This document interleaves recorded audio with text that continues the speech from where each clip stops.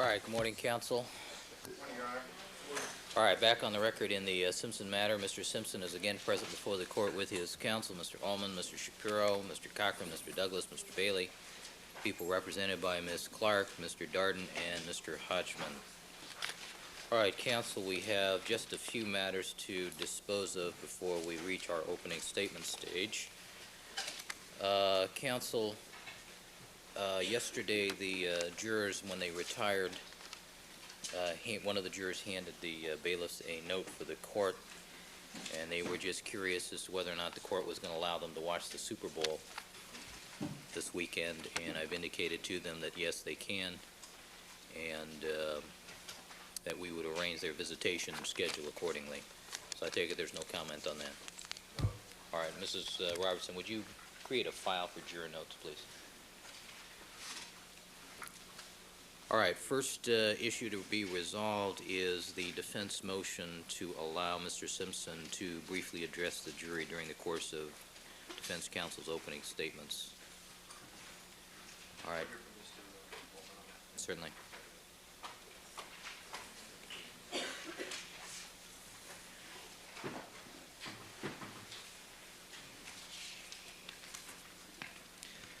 Your Honor, the first objection interposed by the people is that this has never been done before. And we have located at least two California precedents where it has been done before. The first came in probably the first case of the century, which was the trial of Clarence Darrow here in Los Angeles for jury bribery. Even though Mr. Darrow was represented by eminent counsel Earl Rogers, he was allowed to directly participate in the presentation of the opening statement and closing argument to the jury. The second example came in 1972 in the trial of Angela Davis in Northern California, in which, although she was represented by counsel, she also was allowed to present opening remarks to the jury. So it's not a question of proposing something that has never been done before, as to which there is no precedent. The second objection raised by the people is that they will be deprived of their right of cross-examination. And I think that really misconceives what is being proposed here. First of all, Mr. Simpson will not be testifying, and the standard instruction given to the jury with respect to all of counsel's opening statements, that they are not evidence and not to be considered as evidence by the jury, will certainly apply as well to Mr. Simpson's opening remarks. But what is being proposed really is not a presentation in the traditional form of an opening statement. What we are simply proposing is that Mr. Simpson be allowed to introduce himself to the jurors, to introduce the defense team, the lawyers who are representing him, and to simply reiterate his plea of not guilty. Now, of course, the prosecution has no opportunity to cross-examine a plea, and we believe it would be quite appropriate for the jury to hear the plea of not guilty that sets this trial in motion directly from the lips of the defendant. This is not really all that remarkable a request. What it really seeks to do is to focus the attention of the jury back where it belongs in the midst of all of this hoopla, and that is on the defendant who is on trial, to remind them that what's really at stake in this trial is one man's freedom. We want them to see who that man is. We want them to hear from him very briefly in terms of introducing himself, introducing counsel, and reiterating his plea. The second part of the motion simply addresses a physical demonstration that is routinely done in trials, routinely done by the prosecution as well as the defense, and again would not involve any testimony, but simply a preview of evidence that will be presented in the course of the trial. All right, Mr. Allman, it was represented to me that preview would be merely of the defendant's knees regarding certain surgeries that he has undergone as a result of his athletic career. Is that correct? Yes, that is correct. All right. And have you contemplated the security desires of the Sheriff's Department that they have their bailiff within close proximity of Mr. Simpson at the time that this is done, and how you would do that in a manner that would not convey a unnecessarily negative message to the jury?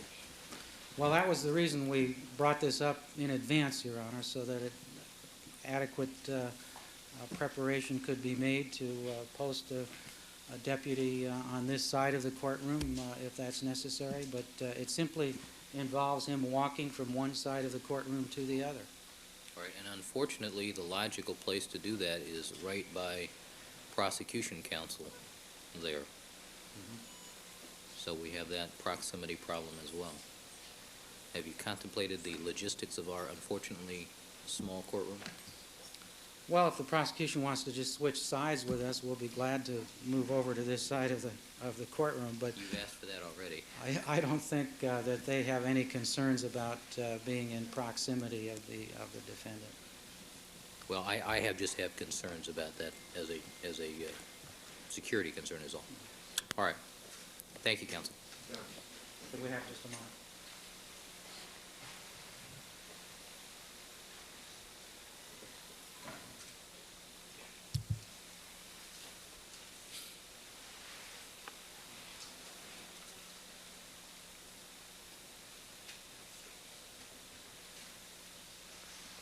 I'm informed Mr. Cochran has discussed the issue with the bailiff, and there's no problem with the bailiff being in proximity while Mr. Simpson addresses a jury or displays his need.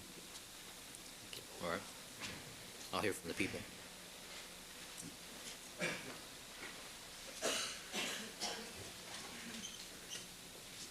Thank you, and good morning, Your Honor. Good morning. First of all, this is not an opening that counsel proposes. It's simply an attempt to capitalize on whatever defendant's star appeal currently is with the jury, and to get him to have close proximity with them to impress them. What is the probative value of a scar? What does it prove to this jury in terms of his physical capabilities on the night of June the 12th, 1994? It proves nothing. In fact, we all know that on the morning of June the 12th, he was playing golf. We also know that within weeks before the murder, he made an exercise video. So the probative value of that scar is nil, and the misleading nature of presenting that scar to the jury is great. The inference that the defense will seek to draw from that scar is that he was incapable of certain physical acts. If that is what they intend to present, that's fine. Let them present testimony that is capable of cross-examination. But to have the defendant essentially testify before the jury without taking the witness stand and being cross-examined is inappropriate. The cases in which the defendants have been able to address the jury in opening statement in previous occasions have been cases where the defendant was acting in pro per. This defendant is not in pro per. He is represented by many attorneys. If he desires to testify before this jury, then let him do so as all witnesses do, on the witness stand, and be subject to full and complete cross-examination. Case law is completely in favor of the people's position in this regard. People v. Perez, 216 Calap 3rd, 1346, in which the defendant requested to be allowed to exhibit his tattoos without being sworn or giving testimony. The court refused his request and ruled that the exhibition of the tattoo would be testimonial if offered, to impeach the testimony of an undercover officer, and essentially that's what the injuries now being proposed to be displayed to the jury is being offered to show, that he could not, in fact, commit certain acts that he is charged with committing. It's testimonial in nature. Let's make no mistake about that. What is the purpose otherwise of demonstrating the scar or of talking about or showing the jury what he can and cannot do? It's going to give him the ability to limp up to the jury box, get close to the jury, and try and impress them with his physical presence. That there's nothing appropriate and there's no legal benefit to this in terms of what is appropriate in a court of law. If the defendant would like to testify, that's fine. But to do this and then shield himself from cross-examination, say, don't ask me any questions, I just want to get up there and show you something. I want you to draw inferences from this. I want you to take evidence from this without being subject to cross-examination is entirely inappropriate. The people would not be entitled to do that because there would have to be a foundation laid. People v. Perez makes that very clear. It indicated that it would be irrelevant as demonstrative evidence as well, which is what the defense claims it's proposing here, although the people dispute that, and really it's a testimonial in nature kind of thing they're proposing. Nevertheless, even if it's demonstrative, the court in Perez ruled that because the defendant had laid no foundation for the admission of the evidence, it was appropriately denied. In this case as well, what the defendant proposes to do requires either his presence on the witness stand or some testimony from the witness stand to lay a foundation for its admission. To simply display something to the jury without any evidentiary basis gives them nothing reliable and nothing of probative value. It is only a blatant attempt to impress the jury with his charisma and star appeal. That is not an appropriate vehicle in the opening statement. Let me indicate also that the case of People v. Wong held similarly. People v. Wong, the trial court indicated that it was improper to have the defendant exhibit his arms to the jury without first being sworn as a witness. In that case, 35 Calap 3rd 812. The defendant in that case wanted to indicate that he was not an addict, he had no track marks on his arms. The trial court refused to allow him to do so unless he subjected himself to cross-examination. On appeal, the court was upheld, and it was determined that if it was a testimonial, if it was being offered as testimonial evidence, it was properly refused when the defendant declined to be sworn as a witness and subject himself to cross-examination. It also ruled that if the offer was a demonstrative one, then the trial court was justified in rejecting it on the basis that it was irrelevant. As I've indicated to the court yesterday, his arm was being offered on May 12th, 1971, to show the condition of his arm on June 5th, 1970. The defendant's condition today, or the existence of that scar, without laying a foundation as to what the significance of that scar is and how it impacted on his physical capabilities, is something that exists without foundation. It has no probative value in and of itself. If the defense wants to do it as part of an opening statement, they're going to have to also proffer something that lends it some value in terms of probative value. What I mean by that is they can offer a photograph of the defendant's knee, but simply holding a photograph up isn't going to get them very much, shouldn't. But the defendant, in terms of its evidentiary weight, because what does that mean in terms of his physical capabilities, or his limitations? Having the defendant as well get up to tell the jury that he's not guilty is another attempt, blatant attempt, to have the defendant address the jury without being cross-examined. It's like issuing a blanket denial and then saying, you can't ask me any questions. In a court of law, Your Honor, when a defendant seeks to testify and issues a blanket denial, that opens the doors to cross-examination as wide as they can go, and the people are permitted very far and wide-ranging cross-examination. The defendant seeks to do that in this case and preclude all cross-examination. He seeks to protest his innocence and yet not allow anyone to ask him any questions. That is entirely inappropriate. The court, I'm sure, is very well aware of that. If he were in pro per, he could get up and say whatever he wanted to. He's not.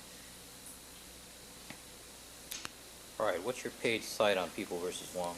835.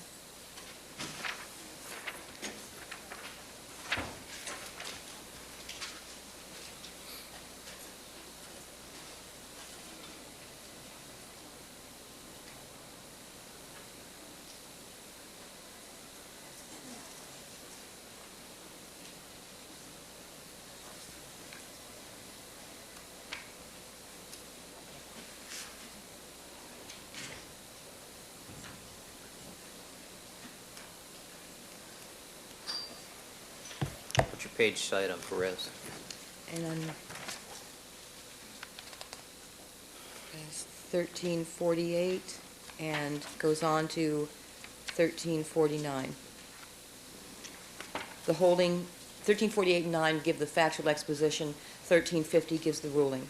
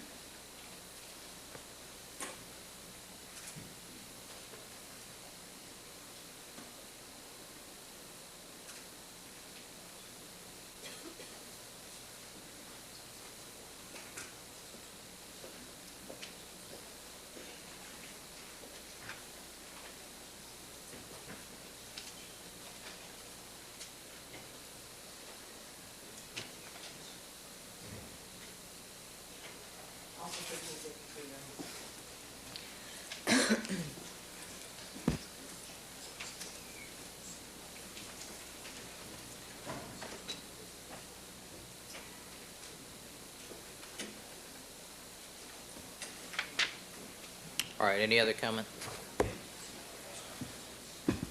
No, Your Honor. Thank you. Mr. Ullman?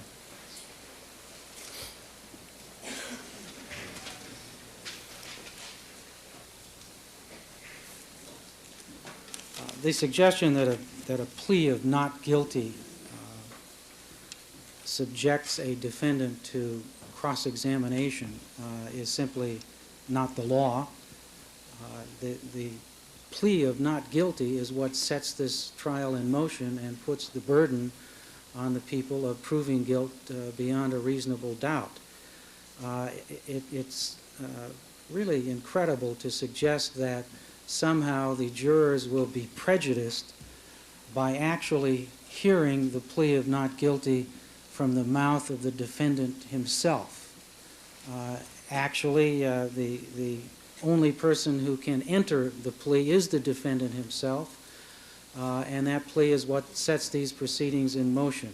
And we believe it is quite appropriate and does not open up any doors to cross-examination, simply to have the jury observe the defendant and hear his plea of not guilty from his own lips. The suggestion that this is some sort of ploy to capitalize on the defendant's charisma or celebrity status, it's just the opposite. It is just the opposite. We do not want this jury to view the defendant in terms of a celebrity. We want them to view him as a human being. And that suggests the greater need in this case to do it, because there is just so much starstruck quality about this whole proceeding, and we think it would be very healthy to remind everyone, especially the jury, that what's at stake here is simply the liberty of a man, a human being, and here he is, O.J. Simpson. In terms of the lack of foundation for the physical capability of the defendant, that will be presented in the course of testimony. Obviously, the opening statement doesn't present all of the evidence. It's a preview of what is to come, and this is an important part of the evidence that we would like to preview for the jury. When it is presented in the course of trial, there will be foundational testimony from Mr. Simpson's physician as to his physical capability to corroborate the physical demonstration. Well, when you say demonstration, now you got me scared. Is this an exhibition? Exhibition or a demonstration? Exhibition. Two different things. Right. Okay. Thank you, counsel. Thank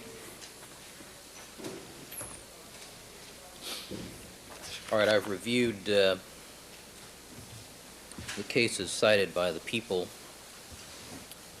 and the only cases that I could find that were of interest were a case out of New York and a case out of the Supreme Court of Mississippi that dealt specifically with the request of a represented client to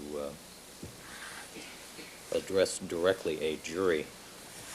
The motion to allow the defendant to directly address the jury will be denied.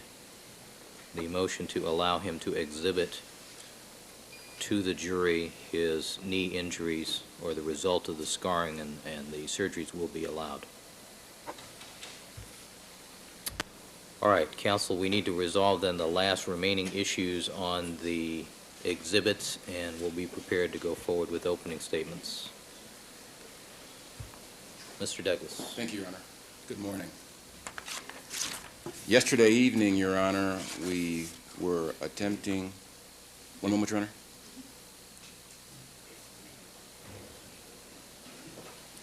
Yesterday evening, Your Honor, we were discussing the possibility of making alterations to the SOC timeline chart, of which there was an objection.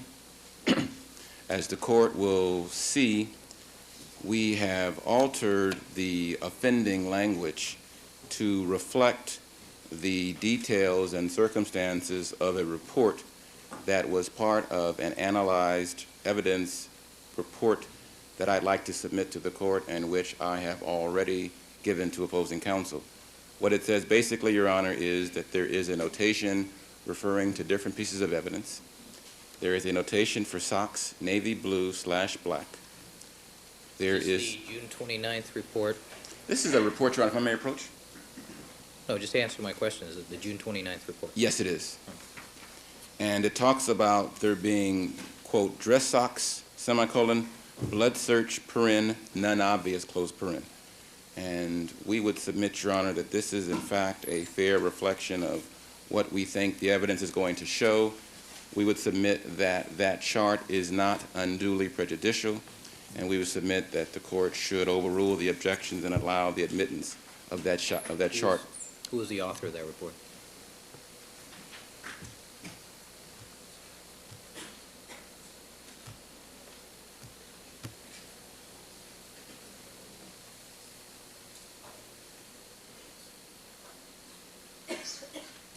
This refers, Your Honor, this document apparently was prepared for the split hearing. It's Peoples 2 at the split hearing. And Yamauchi, Kessler, and Matheson each testified about the process by which they took out different pieces of evidence and examined it. And this was a document that was prepared specifically for that hearing. All right, that doesn't answer my question. Who prepared the report? Who prepared that report? Michelle Kessler, Greg Matheson, and Colin Yamauchi. Was that the index that was prepared, the evidence index? It says summary of analyzed evidence by analysis performed. That's the title. Okay. It's Exhibit 2 at the split hearing. The remaining objection, Your Honor, would be in response to the concerns about the videotapes and the scenes that were reflected of different officers walking through the crime scene at various times.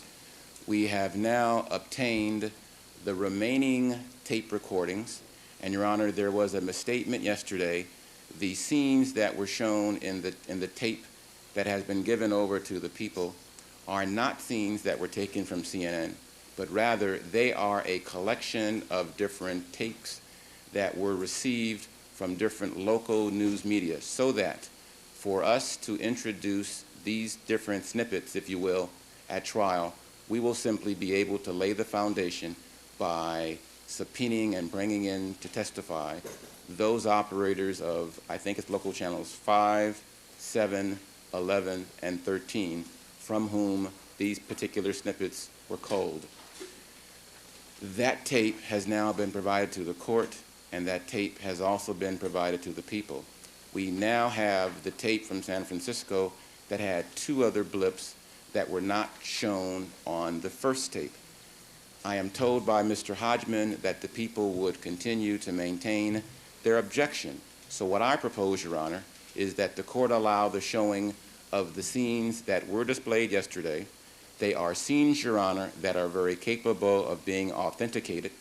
In many ways, it is self-authenticating. In many ways, they are authenticated because there will be an evidence or a police log where each individual who comes onto the scene first checks in with one of the police officers that are there.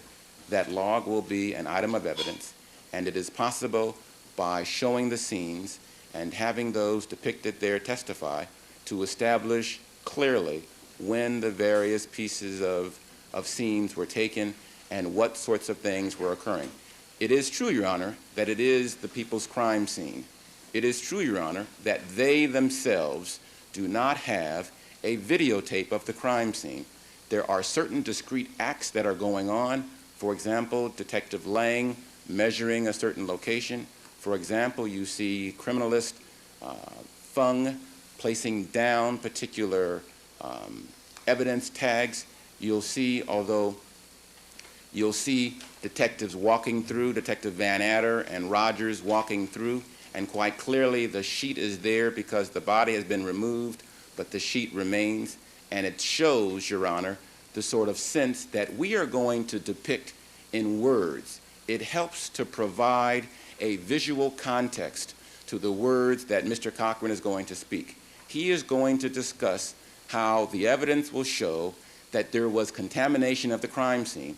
We would then hope to show pictures that demonstrate, that reflect, the contamination of the crime scene. They are going to offer evidence, I suppose, Your Honor, how the crime scene was not contaminated.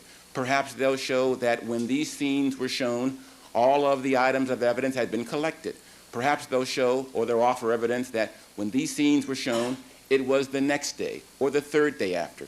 That is the risk that we are going to take by the statements that we are going to make in our opening statement. But whether or not there are the visual reflections of certain words, Mr. Cochran, I think quite properly, will be able to discuss and to speak about how the crime scene was contaminated and how we contend these scenes are simply a small reflection from the only live record that is available showing the conduct of Detectives Van Adder and other detectives at both the Rockingham and Bundy crime scenes on June the 13th. Your Honor, that I think is the end of my objections to the charts that the people are going to offer and my explanation to the items that were remaining yesterday. Thank you, Mr. Douglas. Ms. Clark? I'm sorry, excuse me, hold on a second.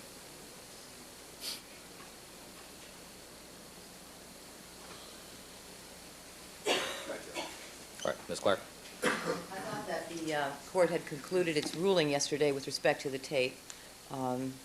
Mr. Cochran made a motion that when a ruling is issued, we not re-argue it, and we all agreed to that. But what I said yesterday is that if the defense makes the videotape available to you, and after reviewing the tape, you still maintain, I mean, who knows, after looking at it, you might have changed your mind.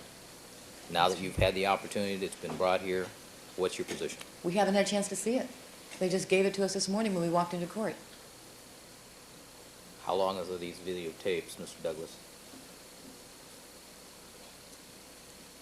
Your Honor, the first tape was played, I think, in its entirety yesterday. The second tape, which is we got this morning from San Francisco, is approximately 25 to 30 minutes long. However, a lot of that is a press conference by police officers. The first 5 or 10 minutes contains the 3 clips that we wish to use in opening today. The first 5 or 10 minutes of Yes. this? In addition to the ones that we showed yesterday. The same problem exists now as it did before. We don't have a foundation as to time, and time is very important. The bloodstains were collected at a certain point, and that's not established with the tape. Secondly, there's a counter at the bottom of that tape that's very misleading because it looks like all of these different actually pieces of tape were one continuous shoot, which is not the case, as counsel even concedes. There was considerable editing done to that tape, and the people maintain their objection. All right, don't you think we ought to at least look at the first 5 or 10 minutes to see if you still do? I will, certainly, Your Honor. All right. I'll be glad to. Let me go on to the other exhibit. With respect to the SOC timeline, Yes. what Mr. Douglas has represented to this court is very misleading. And I confronted him this morning, and I explained to him that on this is not a business record, I should indicate to the court, first of all. It was a chart prepared specifically for the Griffin hearing and the blood split hearing, actually, at my request, because I wanted to see exactly what they planned to do with all the items of evidence and what seemed to be sufficient for a split, what did not, what was capable of PCR, what seemed to be capable of RFLP. In the box-marked comments, it shows blood search because that is what they planned to do. It had not yet been done. These are navy blue to black socks, which, if you look at it with the naked eye, you're not going to be able to see anything. It was scheduled for a blood search, and it was put down that none was obvious because on a black pair of socks, you're not going to see blood. It's going to be, at best, you might see something wet, but after a period of time and it dries, you won't even see that. So it was scheduled for a blood search, and what Mr. Douglas has on this chart is very misleading because it indicates that they have already looked for blood and that none is obvious. This is exactly the problem. Is that the jury is, and if Mr. Douglas had spoken to Mr. Matheson, he would tell him. We put it there, as many of the other items listed in this comments column, as a prospective plan.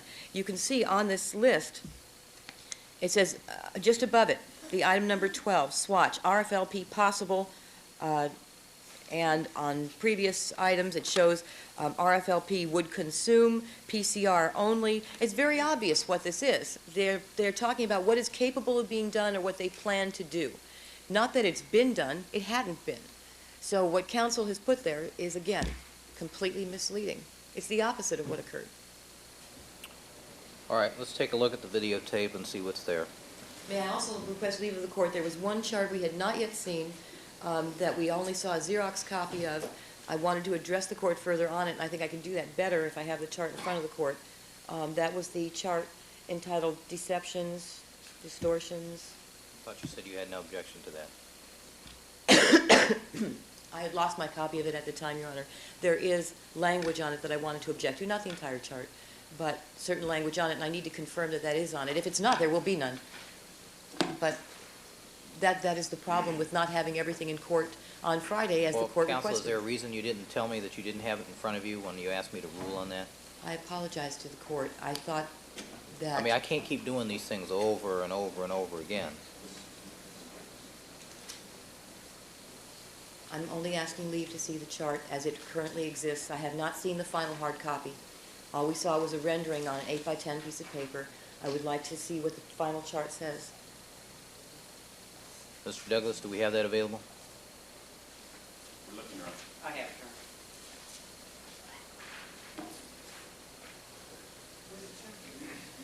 Your Honor. The chart is being mounted right now and will be picked up this morning.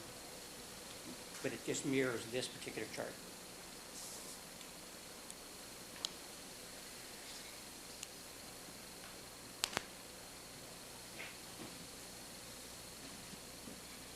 Does the court have a copy of this? No. Do you have an extra copy? No, that's the only one. All right, would you hand that to Mrs. Robertson, please? I want to address the court on certain aspects of this chart. You know, we could put it up on the envelope. Well, that'd be great.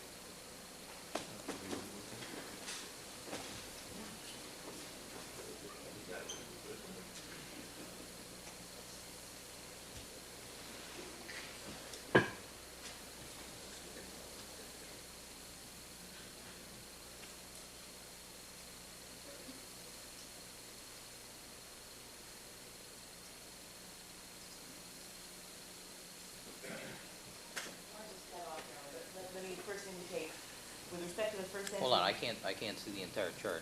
You can't either, okay. No. That's good. All right. Can we focus that a little? With respect to the first entry, Mark Furman and the gloves, it indicates plural. At no time did Mark Furman so testify, and the chart is misleading with respect to that language. The people object to the use of the plural. That never occurred. Secondly, Van Adder warrant. The search warrant and the circumstances of the search are irrelevant to the trial before the trier of fact. That is a legal issue that the court rules upon that is improper to raise in opening statement, let alone in trial. I would further mention to the court, I thought the court ruled that Mark Furman could not be mentioned in opening statement. That's correct. And the people object on that basis as well.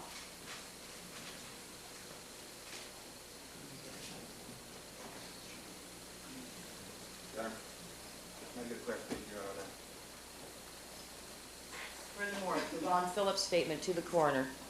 We're kind of not following procedure, but we're kind of asking a favor. A statement lifted out of context that is hearsay from a transcript that was issued by the coroner, not a statement made, not a report made by Ron Phillips, and is misleading and confusing on that basis. All right.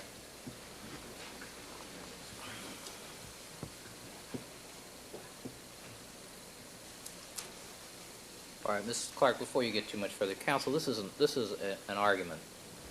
This is not an opening statement exhibit.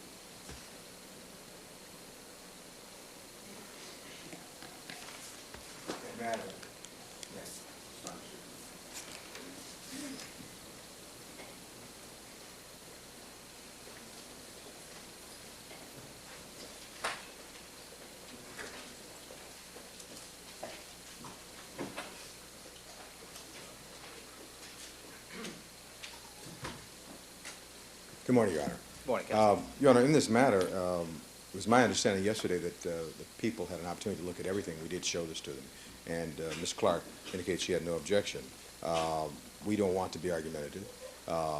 This was passed, we thought, out of an abundance of precaution, if the court pleases, because we anticipated that she might change her mind. We have another chart, which I think the court will find hopefully less argumentative. I'd like for the court to take a look at it. I think this is what this is basically is a summary of the conduct. And I wanted one other query of the court with regard to Mr. Furman. The court did not say we could not talk about Mark Furman. I understand in opening statement what you indicated was that with regard to the Kathleen Bell incident, I think you said, but you never said we couldn't talk about Mark Furman. Is that my understanding? That's correct. Okay, I want to make sure that was clear. May I show this to Mr. Hodgman and then give Your Honor a copy of this, what we proposed? Thank you. Is this a change to this document? Yeah, it's a change to this document. You want to put it up there? Should we put it up for you? Let's put Please. it up. You got one? Okay, what's up now?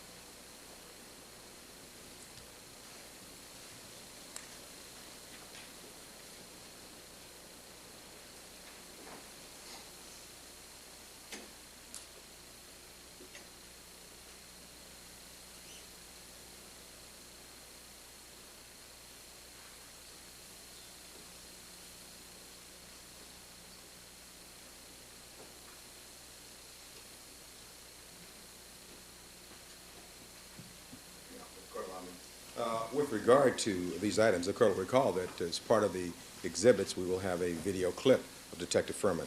If Ms. Clark objects to the use of the words gloves, I will stipulate to strike, make it glove, but we still are going to play that clip. With regard to Detective Phillips, we actually have a transcript. We passed this yesterday. That's already coming in. We don't want to take any out of context. People will be able to see exactly the transcript, so nothing's taken out of context. With regards to Detective Van Adder, where the statement is made that Simpson had left on an unexpected flight to Chicago. What we're talking about is not relitigating the issue, the court pleases, of the entry, but to indicate that in the very first contact with the criminal justice system at 10:45 on 6/12, an untruth was told. That in that warrant, under oath, they did not tell the truth. And we have that, and you saw yesterday Cato Kalin's statement.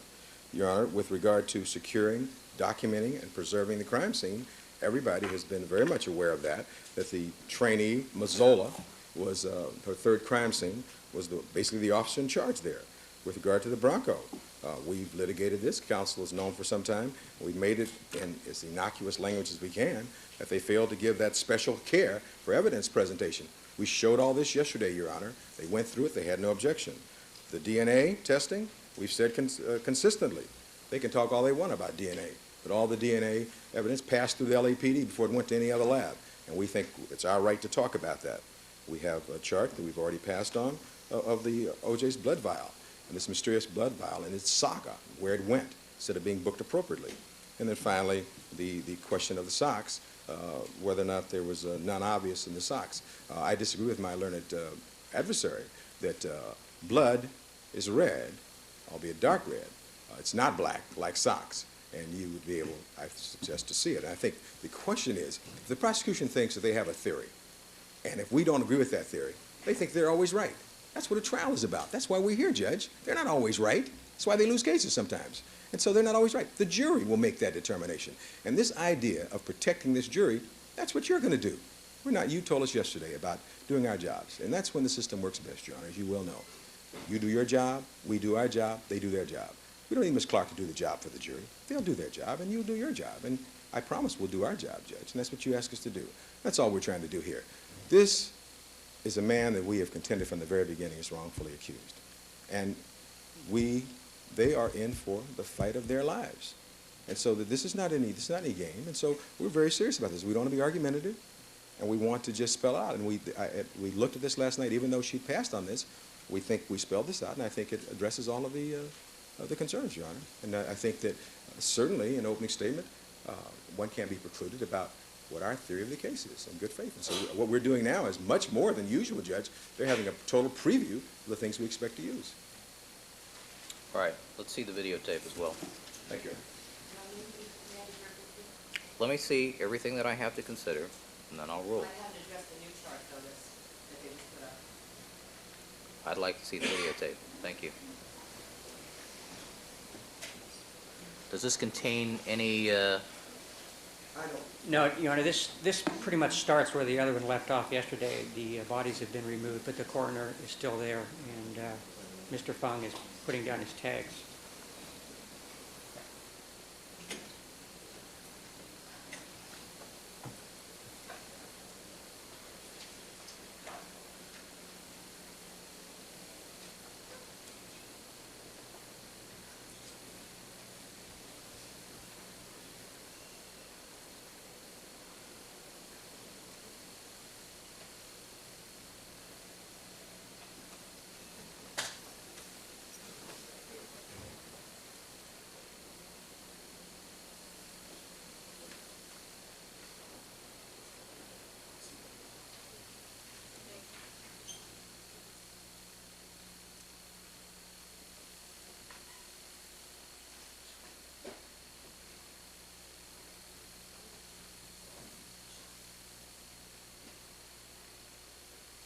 Mrs. Robertson?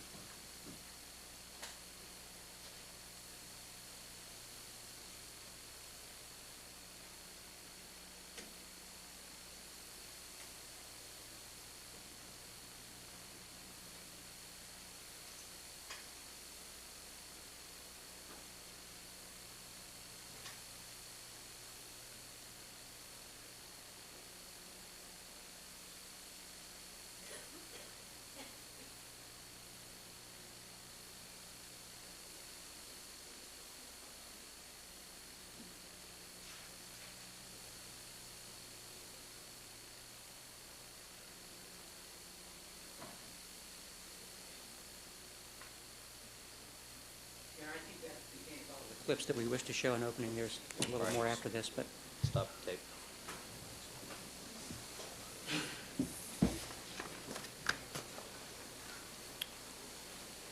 All right, Ms. Clark, I'll hear your objections.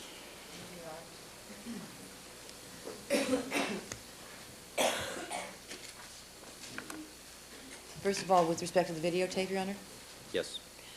again, the same foundational problems we had with respect to time. We don't have the authentication in terms of the timing, and that's critical in terms of the evidence collection. The inference that the defense will seek to draw is that all of the evidence collected by LAPD was contaminated in some manner by the method, by the actions that are shown on the tape. If the evidence was already collected by the time these people are shown in the positions shown in the video, then there is in fact no impact, and the inference that they're seeking to draw is directly misleading to the jury. And that is one thing that in opening statement neither side is permitted to do. The people are not attempting to tell the defense how to try their case. The people are asking this court only to make sure that the jury is not misled, so that they get the truth, so that they understand what the evidence really is, not spin and not distortion and not half-truths or statements taken out of context, but the truth. And the problem with a video such as this one is that we have no way of knowing when it was shot, and the inference that the defense seeks to draw from it may be completely false, in which case the jury begins the case with a total misconception about the conditions under which the evidence was collected. And that is a very damaging thing, and that's why the defense, of course, seeks to do it, I understand. But it's not the appropriate thing to do. The jury deserves to get the truth and understand what the evidence really is. All right, do you want to address the other issues, the SOC chart and the conduct chart? Yes, the conduct chart, I think the SOC chart I have, Your Honor, I've addressed that. That is, again, totally misleading with respect to blood search. With respect to the chart, now the new one is even worse than the other. First of all, it repeats the misleading and completely false inference drawn about the blood search. They seek to argue in derogation of reality, in derogation of the truth. The truth is that it was scheduled for a blood search. What they seek to infer from this is that it was already conducted and none was obvious. And that is exactly 180 degrees opposite of the truth. So that is a complete falsehood. With respect to Mark Furman and the gloves, again, it's false. They state, they put on the plural, which was never stated by Mark Furman. They take his statement out of context. There's an extensive colloquy between himself and counsel in which he refers to one glove that he saw at the foot of Ron Goldman, and he says that repeatedly. And yet, taking one statement out of context, they seek to draw inferences from it. It's argumentative. It's not an opening statement, and it's misleading and unfair because it is taken out of context. The same would go for Ron Phillips to the coroner. Of course these are taken out of context. How could counsel argue to the contrary when you have a lengthy transcript of statements that have explanatory information both before and after? You have A and you have C and you take out B. And that's what counsel has done, taken everything out of its proper context and stuck it on a chart. And again, it's argumentative. With respect to the Van Adder warrant, that statement is irrelevant.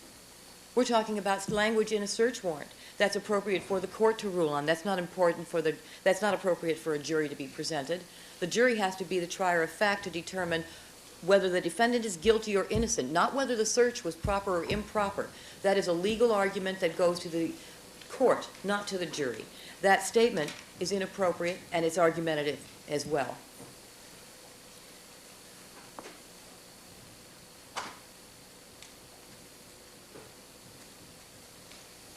With respect to preserving the crime scene evidence, the defense, if they are saying the trainee is Andrea Mazzola was not in charge. She was a trainee who was being supervised by Dennis Fung. So this is false. This is a false statement if that is who they are claiming was in charge of the crime scene. That is untrue and misleading. I thought that the court's ruling pertaining to Mark Furman was that neither side could mention him. That was just Kathleen Bell. The Kathleen Bell impeachment issue. Okay. With respect to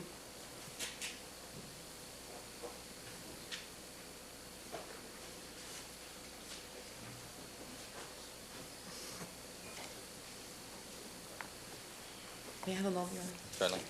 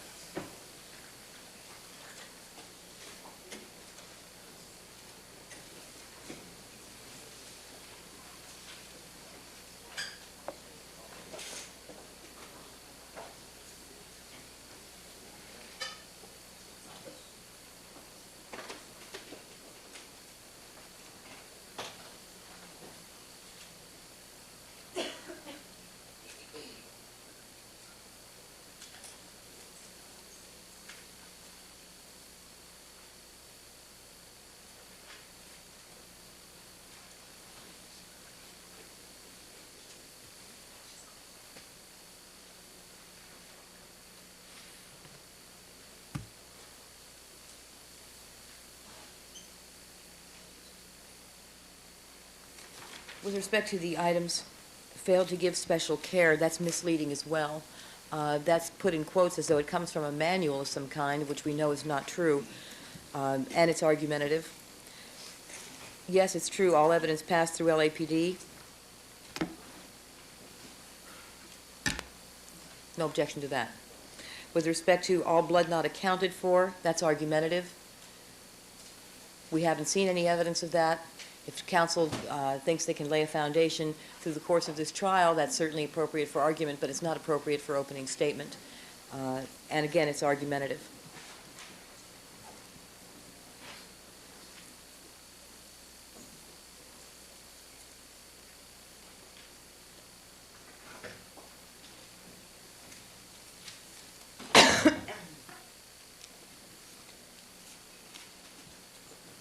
I'm just waiting. Is the court?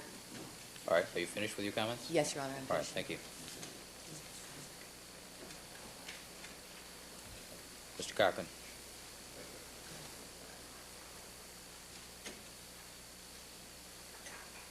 Counsel, Thank you, Your Honor. I think we need an air traffic controller for the lawyers. We do, Your Honor. We will be patient, Your Honor, at all times. Your Honor, in this regard, first of all, let me again point out, this is an opening statement, Your Honor, and whereas they have their theories, and we have not said they shouldn't have their theories. We think we have the facts, but certainly contingent upon that, we have certain interpretations of what we think the evidence is. As the court has so correctly stated, we are permitted to talk about those things. If you look at this chart, sometimes people shouldn't object if they have nothing to say. And in this instance, Your Honor, the issue, I already conceded with regard to using the word gloves. I don't want to mislead anybody. We'll take the S off. With regard to Detective Phillips, Your Honor, we have the entire transcript that we're going to have available. The court's rule, we can use that. With regard to Detective Van Adder, we're not relitigating anything. As I said, it's about credibility. And with regard to, and this is where counsel, who supposedly knows her case, should review to her own documents. I'd like the court to see this. Regarding Officer Mazzola, we have a form, 9408-17431, which says OIC name, officer in charge name A. Mazzola, assistant name D. Fung. We don't make these things up. I'll be glad to have them look at that. It's their form. Now, we don't make these things up. And with regard to the failed to special care, she says, this in quotes, that's from the LAPD form, Your Honor. Remember yesterday when we showed the form, we pulled that up, where they failed to check the appropriate box when the Bronco was left basically unattended for all those months. Now, she could see the DNA testing did pass through LAPD. Yes, it does, Your Honor. With regard to the blood vial, Your Honor, again, that is our belief based upon all the documents we've been given in discovery. And, if it turns out wrong, that's what we're going to say. This is based upon the documents we've received. It's not argumentative. That's our position, Judge. And she can't tell us what our position is or what it should be. She should understand that right at the beginning. And then with regard to the socks, we'll accept whatever language Your Honor says about that. But again, if you look at this particular form, Your Honor, this form is entitled O.J. Simpson, Summary of Analyzed Evidence by Analysis Performed. We're using their own forms, Your Honor, by analysis performed. And it says under there that none obvious. And so that's all we've said. We took their own form. And so, there was a recent movie, Your Honor, where there's a line which I think is very appropriate in this case. I think it was A Few Good Men. We keep hearing about the truth. I don't think they can stand the truth. That's what Jack Nicholson said, that you don't want to hear the truth. And I think it's very appropriate in this situation. That's exactly what's happening here. There's one other thing I'd like to point out. Wasn't he the bad guy? Wasn't he the bad guy? Yeah, but bad guys say something worthwhile sometimes, Your Honor. So even bad guys tell the truth on occasion, Your Honor. Certainly we aren't the bad guys in this case, Your Honor. Your Honor, with regard to one other thing you'd ask us to do at the end of the day, and I believe this is on page 25 of Volume 2, Volume 11 of the reporter's transcript of proceedings from Thursday, July 7th, 1994. I'd ask leave of court to read this. It's Mr. Shapiro question. How much blood did you withdraw from Mr. Simpson? Answer, approximately 8 cc's. Question, when you say approximately, you did not measure the amount. Answer, well, it could have been 7.9 or it could have been 8.1. I just looked at the syringe and looked at about 8 cc's. You'd ask us to find that for you, and I'll give this to the clerk. But all we're asking to do, Your Honor, is to stop all of this haggling, and let's start with the opening statements. And we previewed everything, and I think it's time to resolve it. All right, thank you. Thank you, counsel.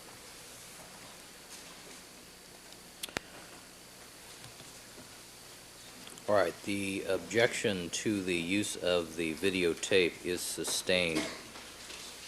The argument has been that the concession has been that these are snippets and that the defense is willing to take the risk in argument that they cannot lay an accurate foundation.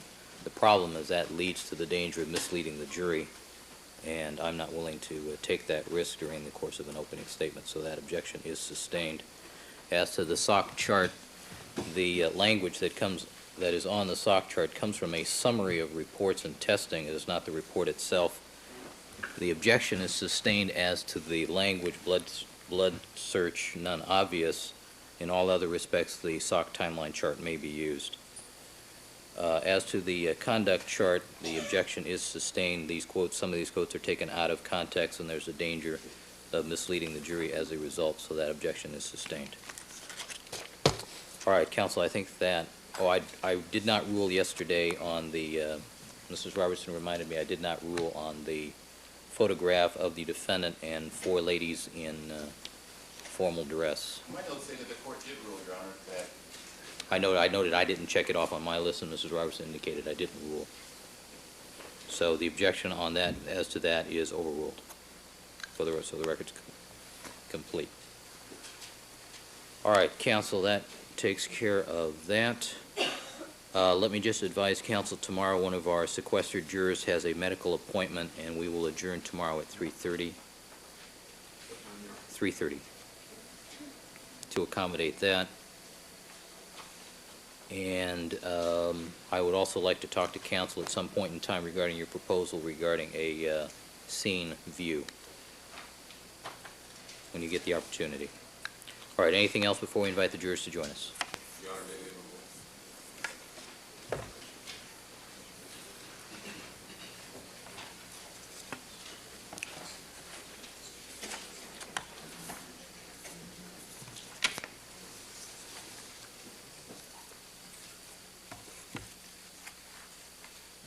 And the new chart will be people's next in order, photocopy of that for the record purpose. All right, Mr. Hodgman.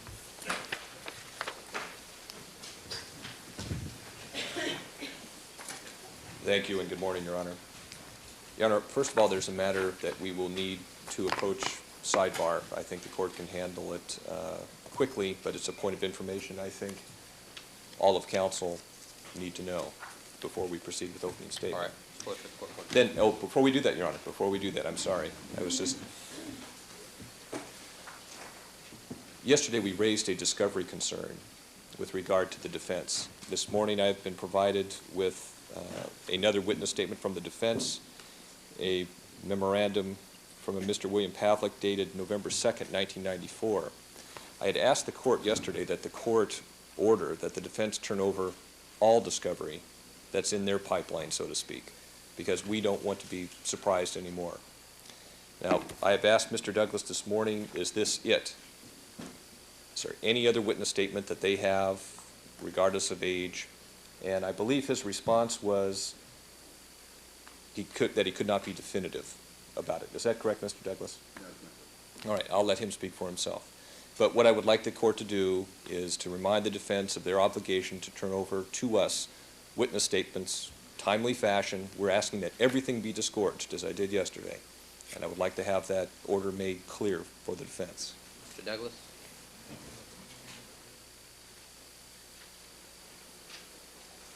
Your Honor, yesterday there was a specific reference made to an interview of a Scott Matsuda, whose name was added to the witness list, and I specifically had asked my investigator for that particular report, and I asked him to check to make sure that none of the names that were added, that there were any reports that had not been turned over. That was the report that I was given. That was the report that I turned over, and I will again endeavor to review my files, to review the files of the other counsel, and to make sure that there are not any other reports still outstanding that have not been turned over. And if I find so, I'll give them to Mr. Hodgman. All right, I would like for you to report back to the court tomorrow morning, Mr. Douglas, as to that search. Yes, All right. All right, Mr. Hodgman, can we approach now? yes. Thank you. Yes.